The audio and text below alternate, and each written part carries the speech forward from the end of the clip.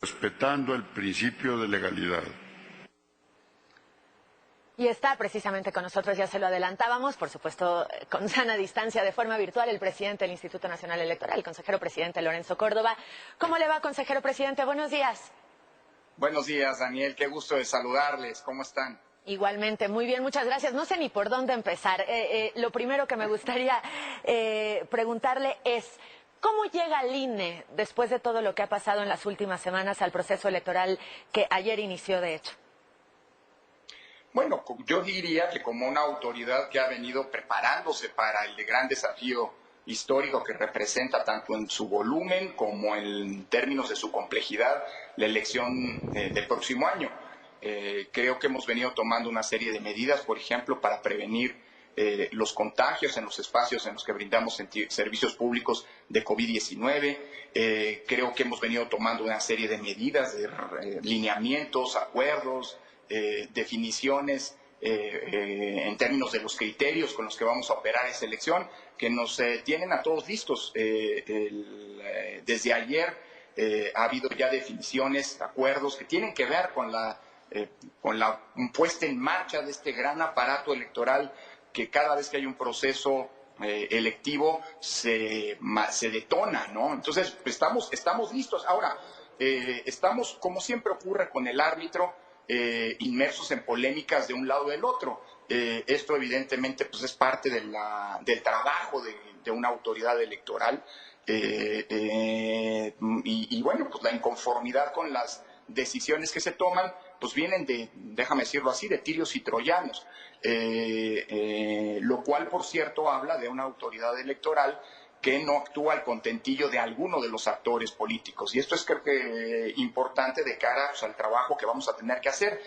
Pintan unas elecciones intensas, complejas, hay mucha polarización en el ambiente y esto vuelve mucho más difícil el trabajo del árbitro, pero estamos listos como lo hemos venido estando. Hay una historia detrás para arbitrar y conducir a buen puerto esta elección. Lorenzo, buenos días. Una cosa es que haya esa polémica en torno a las decisiones, pero otra, y es lo que le quiero preguntar, ¿ven ustedes algún intento por debilitar al árbitro electoral? Bueno, digamos que a los jugadores siempre les conviene un árbitro amenazado, atemorizado. Esa es parte del juego político. Pero lo que yo veo es un árbitro que ha logrado conducir durante 5 años, 6 años exitosamente procesos electorales. Lo que ha ocurrido en los últimos 6 años, si echamos un poco hacia atrás la vista, pues ha sido el proceso de alternancia más grande de nuestra historia democrática. Y eso habla de que existen condiciones para una competencia equitativa y para el ejercicio del voto libre. Si no hubiera habido estas condiciones, pues no habría habido esa alternancia. Y creo que eso es, digámoslo así, lo que sustenta el papel del árbitro, la posición y el trabajo del árbitro de cara a los meses por venir, de cara al 2021. Entonces yo creo que hay una suficiente experiencia y fortaleza, vuelvo a insistir, Enrique, de cara a lo que viene. Lo demás pues son juegos políticos, siempre existen presiones. Quien diga que no hay presiones o que en este oficio, en este rol, pues simplemente está mintiendo. El problema no es si hay presiones o no, el problema es cómo reacciona el órgano electoral de cara a esas presiones. Y lo que hemos una y otra vez tratado de hacer ha sido ser refractarios a esas presiones, precisamente para pegarnos a los principios constitucionales: legalidad, certeza, imparcialidad, independencia, objetividad, etcétera, ¿no? Vamos a tratar de desmenuzar las cosas. En cuestión de tiempos, consejero presidente, las organizaciones que fueron rechazadas como partido en la sesión del viernes, ¿cuánto tiempo tienen para impugnar ante el tribunal? Es decir, ¿en cuánto tiempo podríamos saber si el tribunal toma una decisión contraria a la que ustedes tomaron o va de la mano con la que conocimos a finales de la semana pasada? Bueno, una vez que sean notificadas de las resoluciones formalmente, cosa que ocurrirá en las próximas horas o que ha comenzado a ocurrir desde ayer en la noche, la ley establece que corren 4 días a partir del día siguiente para poder impugnar las resoluciones. Y el Tribunal Electoral es el que administra, digámoslo así, los tiempos una vez que recibe estas impugnaciones para emitir sus sentencias. Normalmente el tribunal aprieta el paso, apura el paso cuando se trata, digamos, de decisiones que pueden tener por su dilación un efecto, digamos así, lesivo para quien impugna. Esto es, yo creo que en el curso de la próxima semana seguramente el Tribunal Electoral se pronunciará al respecto. Sin embargo, esto no interrumpe, digámoslo así, los plazos de organización del proceso electoral, ¿no? Entonces, aproximadamente, yo calculo que será la próxima semana, ¿no? En el caso de México, lo que popularmente conocemos como México Libre, se notó que por parte de algunos consejeros hubo un ambiente de cero tolerancia. ¿Eso se va a mantener en adelante en todos los casos que se les presenten? ¿El no permitir que nadie se pase un milímetro de lo que marcan las leyes electorales? Bueno, no sé si llamarlo cero tolerancia, sí fue muy estricto. Varios dijimos, y lo hemos sostenido a lo largo de meses, que los registros íbamos a ser muy estrictos en la vigilancia y el cumplimiento de los requisitos. Y así ha ocurrido con otros actores políticos. La Comisión de Quejas ha emitido medidas cautelares, se han tomado decisiones en materia de fiscalización imponiendo sanciones a quien haya vulnerado las reglas en la materia. Es decir, yo creo que el papel de la autoridad electoral es el de vigilar el estricto cumplimiento de la ley, más en un contexto tan polarizado en donde cualquier, digámoslo así, falla o permisividad de la autoridad electoral puede ser no solamente criticada, lo cual es absolutamente sano, para eso estamos, nuestras decisiones deben revisarse y criticarse tan severamente como sea necesario, pero tienen que acatarse. Pero lo que podemos hacer es, en un contexto, mira, es como en un partido de fútbol. En un partido de fútbol, en un clásico, en donde empieza a haber golpes indebidos desde el minuto 1, pues si el árbitro los deja pasar, se le puede salir el partido de las manos. Y por eso mismo hemos actuado con mucho prurito, siendo muy estrictos en la aplicación de las normas. Creo que ese es el rol que tiene que tener el árbitro, más en los contextos como los que se está viviendo, ¿no? ¿Lorenzo Córdoba piensa que al país le conviene tener más partidos políticos? Mira, yo lo que pienso es que al país le conviene tener los partidos políticos que la pluralidad demande, siempre y cuando, digamos, haya una aplicación estricta y no haya una vulneración de las reglas, de los principios que la propia legislación establece para que haya nuevas organizaciones. En mi caso particular, asumiendo que el Consejo General es un órgano colegiado y que hay 11 personas que votamos en él, en mi caso particular me pareció que las 7 organizaciones que que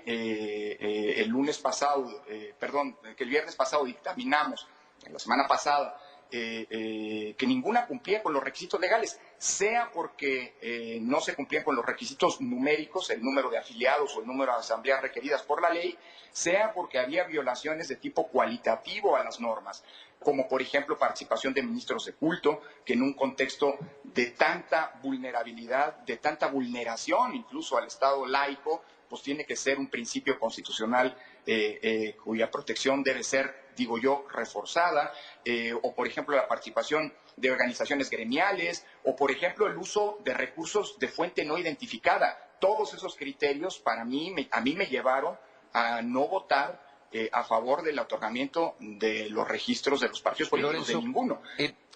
Una pregunta. Uno de los candidatos en esta encuesta a la presidencia de Morena dice que si llega a ser el presidente de este partido, donaría la mitad de los recursos del partido. Le pregunto al consejero presidente del INE si los partidos pueden donar sus prerrogativas. Bueno, no es una donación, porque donación significa entregarlos a alguien. Aquí es una devolución o un no ejercicio, si se quiere, de las prerrogativas. El INE ha sido claro y desde hace años, desde 2017, con los sismos de septiembre de aquel año, estableció cuál era la ruta si algún partido deseaba no utilizar, déjame decirlo así, y por lo tanto devolver, no es donar, sino es devolver al erario público las prerrogativas, es decir, los recursos que le corresponden y que no desean utilizar. Y la vía es muy sencilla, es simple y sencillamente solicitarle al INE que el dinero que se le va a entregar no se le entregue completo, es decir, tal como está calculado con base en la Constitución, sino se le entregue solamente una parte de ello. Si esta solicitud es presentada oportunamente, los depósitos. A los partidos se le dan lo que se conoce como administración, es decir, cada mes se le deposita una parte correspondiente a su financiamiento público. Bueno, la parte por venir pues no se depositaría completa y el resto se devuelve a la tesorería de la Federación. Ese es el mecanismo y ya de hecho está ocurriendo en estos momentos. Hay quien ya está no utilizando o devolviendo parte de los recursos que le corresponden, ¿no? Rápidamente, consejero presidente, ¿está todo listo para el proceso interno de Morena ya? Bueno, hemos construido un proceso a partir de una sentencia, no está establecido en la ley, no está establecido en los estatutos, pero ya tenemos digamos, la criba para definir cuáles son las encuestadoras que van a participar en los distintos momentos. El día de hoy se cierra el registro de los aspirantes a la presidencia y a la Secretaría General. Ya al momento sabemos que vamos a tener que ir a una primera encuesta que hemos llamado de reconocimiento, porque pues se han inscrito un número ya muy importante, más de 6, pues, que es lo que las encuestadoras nos dijeron que era el límite para poder hacer una encuesta de preferencias como la que nos mandató a hacer el tribunal. Entonces va a haber una primera ronda de encuestas, perdóname, para definir quiénes van a ser los 6 que aspirarán tanto a la presidencia como a la Secretaría General y sobre los que se hará esa encuesta abierta que nos mandata hacer el tribunal. Pero sí tenemos que concluir este procedimiento a más tardar el 5 de octubre, por lo tanto estamos listos y estamos ya pues con todo puesto sobre la mesa para cumplir esta nuevo mandato que no estaba originalmente previsto en nuestra ruta crítica durante este año. Pero bueno, pues ahí estamos. Y listos también para el largo proceso que inició ayer y acaba en julio del próximo año. Sin duda, Daniel, desde hace varias semanas estamos tomando acuerdos, lineamientos, directrices para poder encauzar la organización de que va a ser el proceso más grande de la historia, tanto por el número de potenciales electores como por el número de cargos públicos a elegir, pero también el más complejo porque se está dando en unas condiciones políticas, sociales, económicas y sanitarias nunca antes visto. Entonces está todo listo. Arrancó ayer formalmente el proceso, eso es bueno porque nos ordena a todos, actores políticos, ciudadanía, autoridades electorales, pues para el próximo 6 de junio tener pues una fiesta democrática en la que las y los ciudadanos puedan con su voto no solo elegir a sus representantes, sino también premiar y castigar, como ocurre en las democracias, las buenas o las malas acciones de gobierno. Lorenzo Córdoba, consejero presidente del INE, gracias por estos minutos a Despierta. Muchas gracias.